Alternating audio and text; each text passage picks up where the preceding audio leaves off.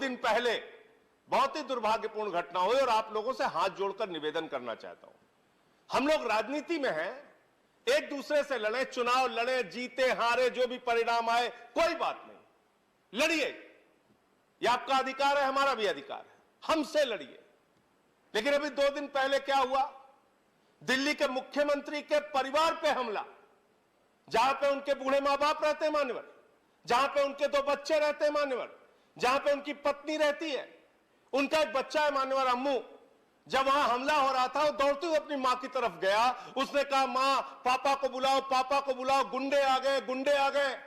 उस बच्चे को नहीं पता था भारतीय जनता पार्टी के लोग भाजपा के एक सांसद के साथ वहां पहुंच गए। लड़ना है हमसे लड़ो। एक हमला कर रहे हो, पंजाब का चुनाव हार गए तो आप दिल्ली के मुख्यमंत्री की हत्या करवाने पे लग गए हो, हिंसा फैला रहे हो। और मान्यवर खत्म कर रहा हूं, किस बात पे आप ऐसा कर रहे हैं? आप किस बात पे ऐसा कर रहे हैं? मैं खत्म कर रहा हूं मान्यवर। कश्मीरी पंडितों, मैं खत्म कर रहा हूं। आप पॉइंट ऑफ ऑर्डर ले लीजिए। संजय सिंह जी धन्यवाद। पॉइंट ऑफ ऑर्डर सर, मैं खत्म कर रहा हूं। सर अंतिम पॉइंट, सर अंतिम पॉइंट, अंडर विच अंतिम पॉइंट सर, सर अंतिम पॉइंट। आप अरविंद केजरीवाल के बोलने दीजिए, आपका समय समाप्त खत्म कर रहा हूं बस। सर कश्मीरी पंडितों के दुख में हम सब शामिल हैं, कश्मीरी पंडितों के दुख में आप भी शामिल हैं, हम भी शामिल हैं। आप कहते हैं कश्मीरी पंडितों के साथ जो कुछ हुआ, अन्याय हुआ, उनके साथ हिंसा हुई, उनकी हत्या हुई, अत्याचार हुआ, लेकिन ये कौन सा तरीका है मान्यवर? मैं पूछना चाहता हूं, जो हिंसा कश्मीरी पंडितों के साथ हुई, वही हिंसा आप अरविंद केजरीवाल के परिवार के साथ दिल्ली में करना चाहते हैं, यह मैं पूछना चाहता हूं। नेक्स्ट स्पीकर मंत्री जी श्री राकेश सिन्हा जी। सभापति महोदय, मैं इस सदस्यों का धन्यवाद करता हूं कि एक गंभीर राष्ट्रीय मुद्दे पर गंभीरतापूर्वक बहस हुई। ये और बात है कि माननीय संजय सिंह जी को शांति काल में अशांति पैदा करने की महारत हासिल है, और आम आदमी पार्टी ने जितना रोहिंग्या के प्रति आंसू बहाया था, यदि इसका 1000वां हिस्सा कश्मीरी पंडितों के प्रति बहाया होता तो मैं उनको धन्यवाद करता। जो रोहिंग्या को दिल्ली में बसाने के लिए please you continue, please Sanjay Singh ji, please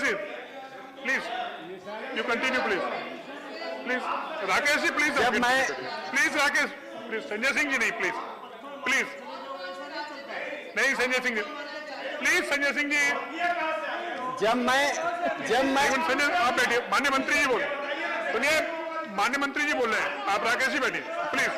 माननीय मंत्री जी, ये बात कहां से आ गई थी? ऐसा नहीं चलता है ना। थैंक यू राकेश जी केवल जो राकेश जी बोल रहे हैं मेरे रिपोर्ट में जाएगा। मैं इस राष्ट्र को इस सदन के माध्यम से याद दिलाना चाहता हूं, जब भारत के ज्ञान परंपरा पर पिछले शुक्रवार को मैं बहस के लिए आया था, और मैं सोचा था कि आज राजनीतिक शब्द और राजनीतिक व्यक्ति का नाम नहीं लूंगा, राजनीति में होते हुए भी गैर राजनीतिक तरीके से बहस करूंगा, तब क्या हुआ था? कश्मीर फाइल्स पर संजय सिंह जी डिस्कशन करना शुरू कर दिए थे। हमें भी राजनीति करनी आती है, यदि आप राजनीति करेंगे तो आम आदमी पार्टी को मैं ऐसा डिकोडिंग करूंगा कि आप सदन छोड़कर चले जाएंगे। आम आदमी पार्टी ने देश में अराजक राजनीति की शुरुआत की है, आम आदमी पार्टी ने देश में अराजक राजनीति की शुरुआत की है, और Arvind Kejriwal will be known in the history for master of anarchy. और आप जिस तरह से पंजाब की राजनीति को आगे बढ़ा रहे हैं। बैठिए प्लीज संजय सिंह जी प्लीज बैठिए, आप बैठिए प्लीज, आप बैठिए राकेश जी, अच्छा आप बैठिए प्लीज राकेश जी, विषय पर मैं विषय पर आने से पहले घटना का जिक्र करना चाहता हूं।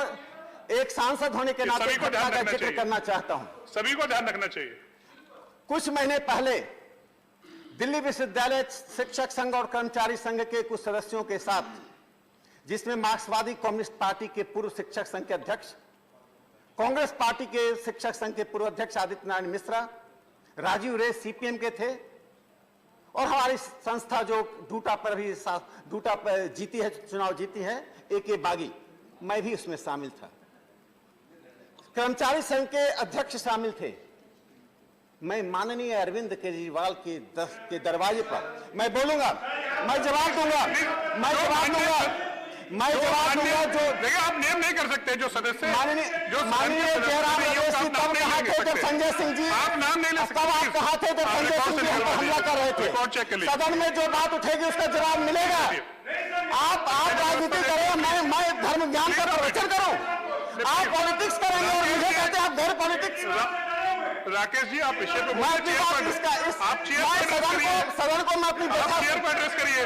सभापति महोदय, दिल्ली विश्वविद्यालय के सम्मानित शिक्षक नेता, एक सांसद, मैं एक सांसद हूं। You continue please. मैं राष्ट्रपति जी के द्वारा एक नॉमिनेटेड सांसद हूं। मैं शिक्षा के विषय को लेकर एक मुख्यमंत्री के दरवाजे पर 1.5 घंटे तक सड़कों पे धूप पे खड़ा रखा गया, पानी नहीं दी गई, अंदर पैसे की बात नहीं कही गई। ये अरविंद केजरीवाल की पूरी राजनीति देश में राजनीति है। आप जो सदस्य नहीं है उनका नाम नहीं ले सकते आप, प्लीज। आप बार बार नाम मैं अपने विषय पर आता हूँ। प्लीज आप प्लीज ये व्यवस्था मैं दूंगा। संजय सिंह जी मैं दूंगा। मैं तो सिर्फ मैं अब अपने विषय पर आता हूँ। राकेश जी प्लीज आप बैठिए प्लीज आप बैठिए अच्छा आप बैठिए ना प्लीज। नहीं आप बैठिए प्लीज। संजय सिंह जी आप क्या नाम? सभापति महोदय आप विषय पर नहीं प्लीज आप बैठिए। सभापति महोदय अच्छा आप बैठिए प्लीज। मुझे खुशी है, मुझे प्रसन्नता है कि सदन ने अनेक पक्ष पर विमर्श किया है। मेरा एक मूल उद्देश्य यह भी था कि यह जो गैर राजनीतिक एक राष्ट्रीय प्रश्न है इस पर सदन पे गंभीरता से विचार हो। 2-3 पक्ष है जिसको मैं रखना चाहता हूं। माननीय भूपेंद्र जी ने ठीक कहा कि अति महत्वपूर्ण विषय पर विचार हो, और माननीय मंत्री जी ने जिस प्रकार से तथ्यात्मक और प्रधानमंत्री नरेंद्र मोदी जी के नेतृत्व में 2014 के बाद से सामाजिक क्षेत्र में, लोक कल्याण के क्षेत्र में व्यापक और आधारभूत तरीके से परिवर्तन लाया है, जिसके कारण देश के जिन वृद्धों की चिंता माननीय जयराम रमेश जी कर रहे थे, मैं बता देता हूं कि भारत में 70 की आयु के वृद्ध जो आर्थिक रूप से सक्रिय हैं, दुनिया में सबसे बड़ी संख्या भारत में 82% लोग हैं जिनकी आयु 70 साल की है और आर्थिक रूप से सक्रिय है। एज एक्सपेक्टेंसी के बढ़ने के कारण, बीमारियों पर नियंत्रण होने के कारण, इन्फेंट मोर्टेलिटी को रोकने के कारण जो समाज में एक सकारात्मक स्थिति बनी है, और भारतीय समाज में वृद्धों की चिंता करने के लिए परंपरागत परिवार का पद्धति सक्षम है। जहां जहां परिवार की पद्धति समाप्त हुई है, जिसको हम पुनर्जागृत करना चाहते हैं कुटुंब प्रबोधन के नाम पर, वहीं ये समस्या आई है। और भारतीय समाज इसके लिए जागरूक है कि हमारी स्थिति वह नहीं हो कि अमेरिका के वृद्ध को गोवा में रखकर उनकी सेवा करवाई जाए और हमारे मजदूर अरब कंट्री में जाकर वहां से पैसा लाने के लिए मजदूरी करने जाए। हम दोनों ही स्थिति को लाना नहीं चाहते हैं। एक सभ्य और लोकतांत्रिक समाज अपने समाज को स्वयं के आधार पर, स्वयं के संसाधनों के आधार पर, स्वयं के श्रम के आधार पर, स्वयं की दृष्टि के आधार पर अपने को समृद्ध करता है। उसी समृद्धि की ओर मैं बढ़ाने के लिए मैं इस बिल में एक बहस चाहता था। 3 बिंदुओं पर मैं देश का ध्यान आकृष्ट करना चाहता हूं सदन के द्वारा। पहली बात, डेमोग्राफिक डिस्कोर्स में काफी परिवर्तन आया है। जो मैंने पिछली बार कहा था कि भारत के जनगणना आयोग ने जो जनगणना के आधार पर नए स्टैटिस्टिक्स, नए आंकड़े इकट्ठा करना शुरू किए हैं, उसमें TFR, टोटल फर्टिलिटी रेट, और marital total fertility rate, total marital fertility rate TMFR के बीच में एक बुनियादी अंतर किया है। मैंने पिछली बार अपने बहस में कही थी, लेकिन मैं इस बात को दोहराना चाहता हूं चूंकि बहुत ही महत्वपूर्ण विषय है। हमारे स्वास्थ्य मंत्री जी बैठे हुए हैं।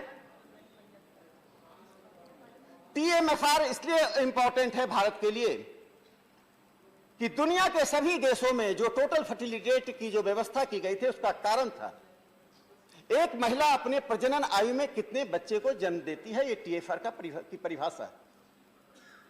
सभापति महोदय, आपको आश्चर्य होगा, जिन लोगों ने अध्ययन किया है उन्हें आश्चर्य नहीं होगा, लेकिन हम सबको, में बहुतों को इस बात का आश्चर्य होगा। कोलंबिया में 84% बच्चे परिवार व्यवस्था से बाहर जन्म लेते हैं, यानी विवाह से पूर्व मां जन्म देती है। अमेरिका में यह संख्या 40% है। ओईसीडी के 11 देशों में, चिली में, डेनमार्क में, इस्टोनिया में, फ्रांस में, नॉर्वे, नीदरलैंड में, स्लोवेनिया में, स्वीडन में यह संख्या 41% है। इंग्लैंड का मैं एक आंकड़ा देना चाहता हूं। विवाहित मां से 2020 में 3,29,000 और अविवाहित मां से 2,77,000 बच्चे पैदा हुए थे। यहां तक कि पुर्तगाल में 50% बच्चे अनमैरिड मदर से पैदा होते हैं। इसलिए टीएफआर का जो कंसेप्ट है, वह कंसेप्ट, वह अवधारणा उनकी अपनी परंपरा के अनुसार है। मैं उस परंपरा का कोई नकारात्मक पक्ष नहीं देखता। उनकी जो भी परंपरा, उसके आधार पर टीएफआर बनाया। हमारे यहां जो बच्चों का जन्म होता है, साधारणतया विवाह के बाद होता है। इसलिए जनगणना आयोग ने टोटल मैरिटल फर्टिलिटी रेट, एक विवाहित महिला अपने प्रजनन आयु में कितने बच्चे को जन्म देती है, वह महत्वपूर्ण है। इसलिए जनसंख्या 2.1 पर आने के बाद भी जो जनसंख्या का मैग्नीट्यूड बढ़ रहा है, जनसंख्या का मैग्नीट्यूड बढ़ रहा है, उस बढ़ते हुए मैग्नीट्यूड का यही कारण है कि हमने टीएमएफआर की ओर ध्यान नहीं दिया है। आज हमें टीएमएफआर की ओर ध्यान देना पड़ेगा। टीएफआर के कंसेप्ट से, टीएमएफआर का कंसेप्ट कैसे है, कैसे जनसंख्या पर आता है। दूसरा जो महत्वपूर्ण पक्ष है, मैं सिर्फ एक जवाब देना चाहता हूं। केरल के साथियों ने कहा, मैंने अपने बिल में कहीं भी हिंदू मुस्लिम शब्द का प्रयोग नहीं किया, किसी धर्म का नाम नहीं लिया, ना ही मैंने अपने भाषण में उस धर्म का नाम लिया था। लेकिन एक समाज में विमर्श करते समय हमें किसी बात को तथ्यात्मक रूप से बोलने से डरना भी नहीं चाहिए। यदि मैंने हिंदू शब्द बोल दिया, मुस्लिम बोल दिया, क्रिश्चियन बोल दिया, पारसी बोल दिया, तो कोई असंवैधानिक नहीं हो जाता। हम जब वो डाटा इकट्ठा करते हैं, मनोज झा जी बार बार जातिगत जनगणना के लिए शोर मचाते रहते हैं। तो धार्मिक जनगणना, जब धार्मिक जनगणना होती है, धार्मिक जनगणना जब होती है, तो धार्मिक जनगणना होने पर मैं एक आंकड़ा देना चाहता हूं। केरल के मित्र हमारे नहीं है, चले गए बहस करके। 1901 से लेकर 2011 तक 11 डिकेड्स में हिंदुओं की जनसंख्या 13.8% घटी है, वहां पर एक मुस्लिम की जनसंख्या 9.8% बढ़ी है। ये तथ्यात्मक बातें हैं। बढ़ी अच्छा, बढ़ना अच्छा है या खराब है, मैं इस पर नहीं जाता हूं, लेकिन उस तथ्य से आप मुंह नहीं मोड़ सकते हैं। 2001 से 11 के बीच में वेस्ट बंगाल में 13 डिकेडल ग्रोथ रेट जो जनसंख्या का है वो 13.5% है। और मुस्लिम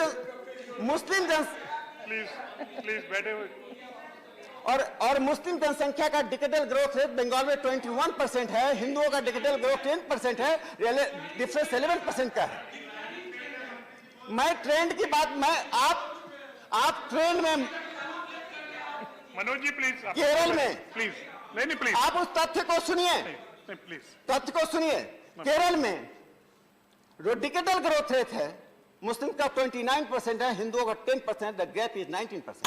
तो मैं सिर्फ तथ्य की बात कर रहा हूं। आपके लिए स्वागत योग्य है या नहीं है, मैं इस पर नहीं जाता हूं, ना मैं स्वागत करता हूं ना विरोध करता हूं। तथ्य को आपके सामने रखता हूं। आंख बंद करने से तथ्य बदलता नहीं है।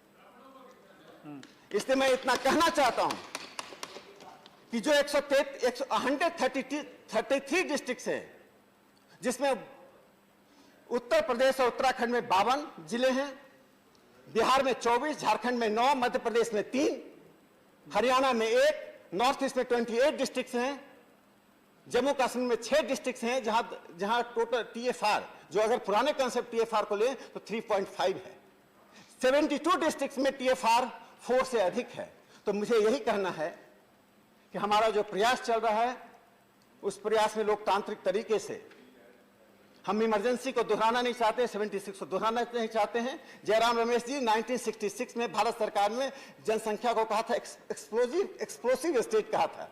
1940 में ही जवाहरलाल नेहरू ने नेशनल प्लानिंग कमेटी के द्वारा एक सब कमेटी का गठन किया था। तो मैं इतना ही कहना चाहता हूं कि जनसंख्या नियंत्रण पर गंभीरता से जो प्रयास चल रहा है उसके लिए मैं आशान्वित हूं। मुझे पूरा विश्वास है धर्म, जाति, क्षेत्र, भाषा से ऊपर उठकर हम अपनी जनसंख्या को नियंत्रित कर पाएंगे और इस देश को एक सुखमय राष्ट्र की ओर ले जाने का प्रयास करेंगे जिसमें रोहिंग्या का स्थान नहीं होगा, इस देश के लोगों का स्थान होगा, इस देश के लोग अपनी समृद्धि के साथ रहेंगे। धन्यवाद। धन्यवाद। Now, Shri Rakesh Sinha ji, are you withdrawing the bill? सभापति महोदय, मैं अपने बिल को विड्रॉ करता हूं। Has he leave of the house to withdraw the bill? The bill. Please. No, please. No, please. Sir, there is a very important point. Has leave of the house to withdraw the bill. The bill is withdrawn. Yes. Next.